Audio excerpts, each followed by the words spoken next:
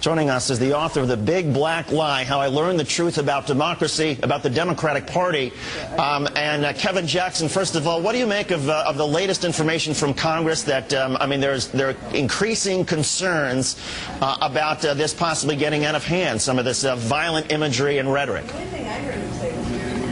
Well, I've been to many tea parties around the country, and I've yet to see any real violence towards anybody. So I think it's a bit overstated. Were you there on Saturday night? Were you there on Saturday, though, at the Capitol when Congressman Lewis and other members of the Congressional Black Caucus were greeted with derogatory racial slurs when another member of Congress was spat upon? Were you there for that? Wasn't there for that, but saw the video about it and determined that a lot of what they were saying had happened actually hadn't occurred.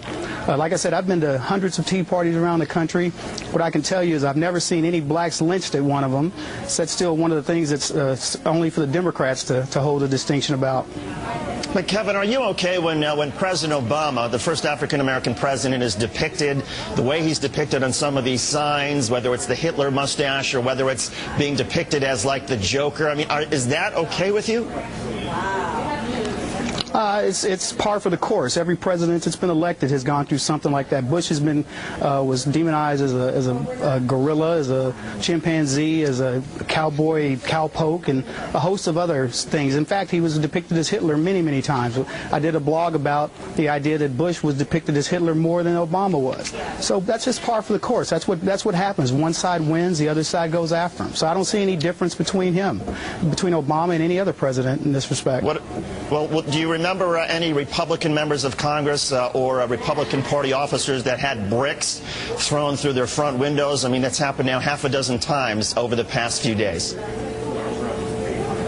Yeah, in fact, there's been many incidences where Republicans have been attacked, whether it's at the local level up to the national level. It's not our responsibility to name them. The point is that everything that you guys want to say... You're making the point that there's an equivalency here, and we have evidence and we have videos and photographs of people who have of incidents in Niagara, New York, Rochester, New York, Arizona, Ohio, and Kansas, where Democratic Party offices, congressional offices, were targeted with stones or bricks thrown through the window. And you're saying that that's happened to Republicans, and all I'm asking is name them.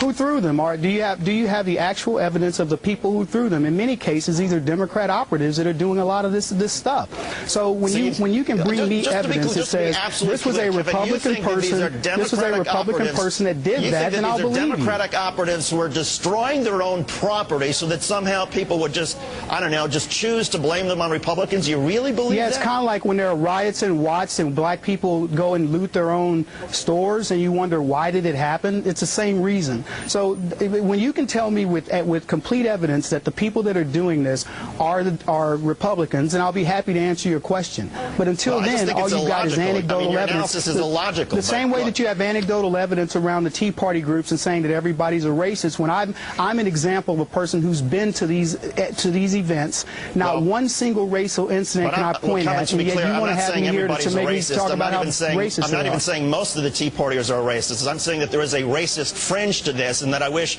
Republican leaders and Tea Party supporters like yourself would condemn that. Well, there's a racist fringe to the Democrat Party because, as I said, I've yet to see a black man lynched at a Tea Party.